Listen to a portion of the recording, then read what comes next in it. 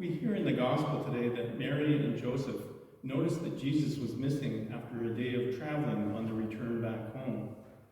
What we don't hear is whether there was any bickering or blaming. How could you have done such a thing? Where is your mind these days? What were you thinking? Or how could you forget? No, and I believe instead Mary would have just turned to Joseph and asked, why is this happening? No blaming, no pointing fingers. I don't know about you and your family, but that was rarely the case in my own experience. There was always a lot of blame to go around. I find it interesting that I, of all people, have been called upon to talk about family. Too much of what I learned from my parents was much of it in the lines of what not to do. I don't want to seem ungrateful, and I don't want you to think that my parents didn't care for me. They did. It was just that they didn't really know how to care for me. It makes me wonder about Mary and Joseph. Did they ever worry about the responsibility of raising Jesus? Clearly, leaving Jesus behind had caused them a lot of anxiety, for Mary even says so.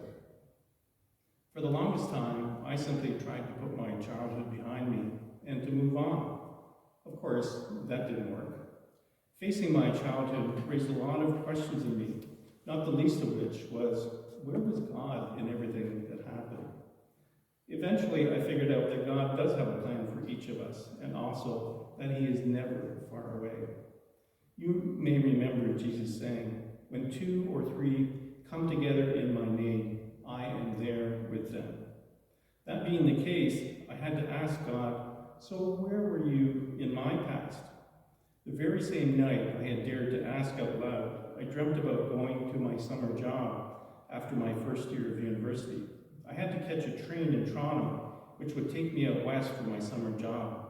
My father was taking me to the GO train, just in Oshawa. First, we had to stop at the local bar, where he was meeting his friends for lunch. He made it clear to me that if I was going to be allowed to drink with the guys, I had to show that I could keep up. Being able to handle drinking was one of the things that was just expected of me. Needless to say, by the time I got to Union Station in Toronto, I was rather intoxicated and passed out in my seat. A voice called to me 3 times. Sir, is this your stop? Sir, is this your stop? Sir, is this your stop? I opened my eyes, looked around, but the train car was empty. Thankfully, we were still in the station. I grabbed my stuff and ran out the door just prior to the GO train continuing on its way. Had I missed my stop, I would have missed the train taking me to my summer job. I would have lost the summer job that paid for my university education. Had there been an actual person calling to me to wake me up? Only God knows for sure.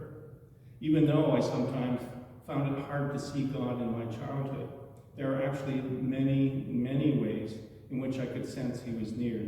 Some things might be considered a coincidence, but it seemed to me that many were not. My real point is, when I see the Holy Family, I see the perfect family. Yet I recognize that many of us come from less than perfect families. We find ourselves in situations through which we are meant to learn, coincidences or not. In the ones that are not, God places us in people's lives and people in our lives so that we might learn from one another. Like Mary, rather than blaming others, I began to ask myself, why is this happening? It took me a long time to find some answers, but I now understand that most of all, what I really needed to learn by my own experience was compassion for those who also struggle with their own family situations. We are shaped by the people and the traditions of our families, whether they are people we agree with or not. Family is where we begin to learn about relationships. Good families are there for one another. Good families support one another. Who among us does not know of at least one family member who is perhaps struggling just a little?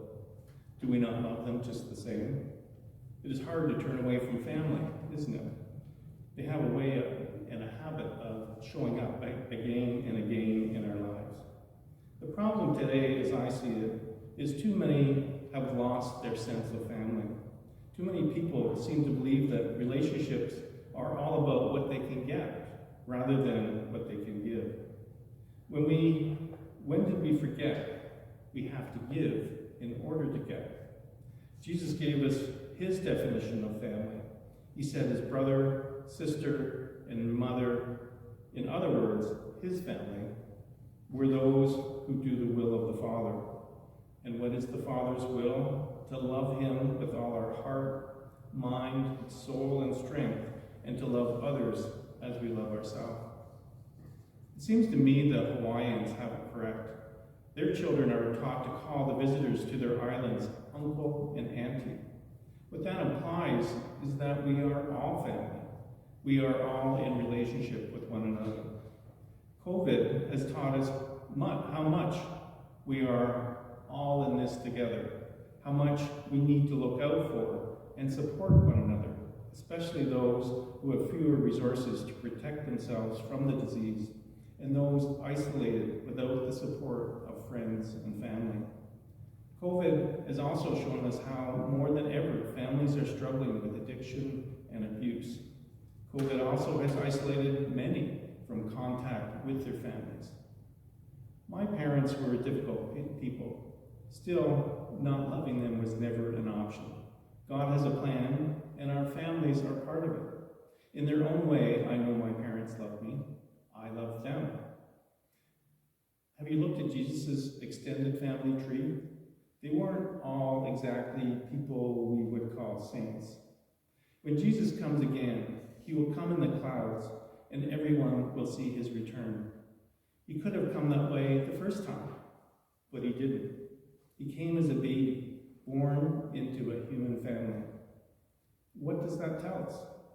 Maybe we need to ask, do I just love those who are nice to me? Or do I love those who are not necessarily the easiest to get along with?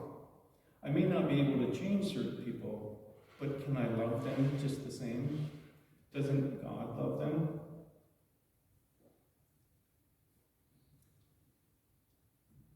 Doesn't God love me? This is how God changed me. He invited me into his family, and he loved me even when I had doubts. Through his Christmas miracle, God entered into our human family. Through his Easter miracle, he invites all of us into his holy family.